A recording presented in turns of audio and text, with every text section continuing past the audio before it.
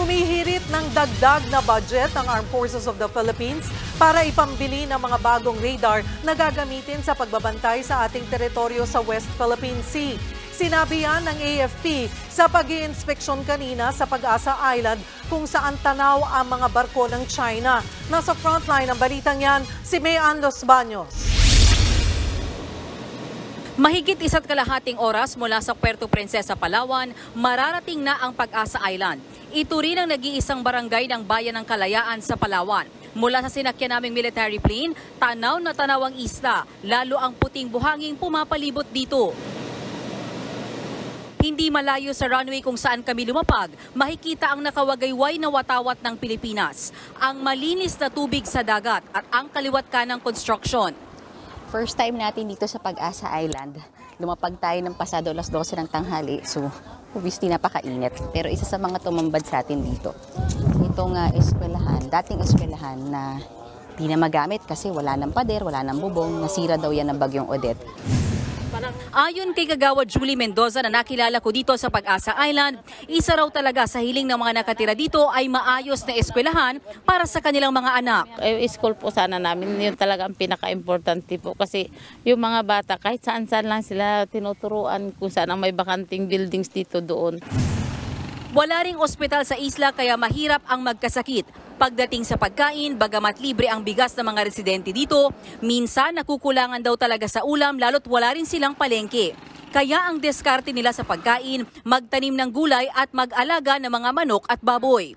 Mayroon ding paminsan-minsang rasyon mula sa mainland Palawan. Pero sa kabila ng kanilang sitwasyon, maayos naman daw na nakakapamuhay ang higit 500 residente ng isla. Si Kagawad Julie na galing sa Quezon, Palawan, 9 na taon ng residente sa Pag-asa Island. Mahirap po rin talaga ang buhay dito kasi yun nga po talagang kumbaga parang nagustuhan lang namin dito kahit nasabing mahirap kasi nga nagkaroon na rin dito ma'am ng yung paaralan ba kasi dati-dati wala pong high school dito tapos ngayon nagkaroon na rin ng high school. Kung tutusin, pasok ang Pag-asa Island sa pinagtatalunang teritoryo sa West Philippine Sea. Minsan nga'y tanaw mula sa isla ang mga barko ng China. Sa kabila nito, hindi naman daw natatakot ang mga residente ayon mismo kay Kalayaan Mayor Roberto Del Mundo. Hindi kayo natatakot sa mga Chinese vessels na lumalapit dito? Bakit po? Hindi naman sila namimisala sa amin. Nakikipag-kaibigan pa nga eh. Paano yung pakikipag-kaibigan? Yung lang issue nila doon sa Scarborough yun. Pero iba ang pakiramdam ng mga batang nakausap namin sa isla. Katakot din po. Bakit? Kasi po baka sugurin kami dito. Meron nga po dito nakarating na Vietnam. Hinuli po nila. 6 po sila. Bumisita ngayong araw si Senator Jinggoy Estrada sa Pag-asa Island kasama sina AFP Chief of Staff Andres Centino at ilan pang military official mula Air Force at Navy. Sa kanilang briefing, iginiit ng Philippine Navy na hindi sila nagkukulang sa pag-challenge sa mga foreign vessel na pumapasok sa ating teritoryo at sa ating Exclusive Economic Zone o EEZ. Pero iniingatan din daw nilang masangkot sa tensyon ng ating puwersa, lalo na sa Chinese vessels. We are asking them to leave, tapos nag-reply din sila sa sagutan lang ng challenges po sir. What we are preventing here sir is the unusual behavior that would lead to miscalculation on the part of operating naval and air assets. That could lead to escalation of the situation. Binisita rin ni Centino at Estrada ang 78 taong gulang na vessel ng Pilipinas, ang BRP Mangyan. Isa ito sa mga nakaposte para magbantay sa Pag-asa Island.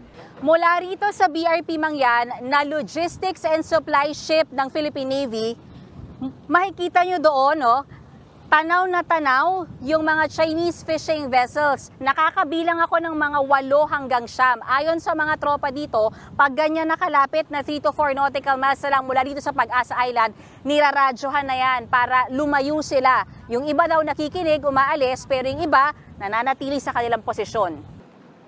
Para lalong maprotektahan ng Pag-asa Island, humiling ang pamunuan ng AFP kay Senador Estrada ng dagdag na kagamitan gaya ng radar. In our capability to detect and monitor intrusions within the area. We have radars for now,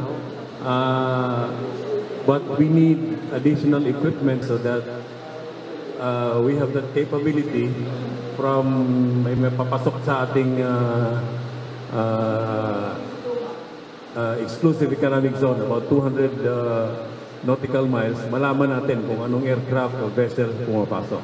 As chairman of the Committee on National Defense, I will always be supportive of their needs, kung ano kailangan nila, lalo-lalo dito sa Pag-asa Island.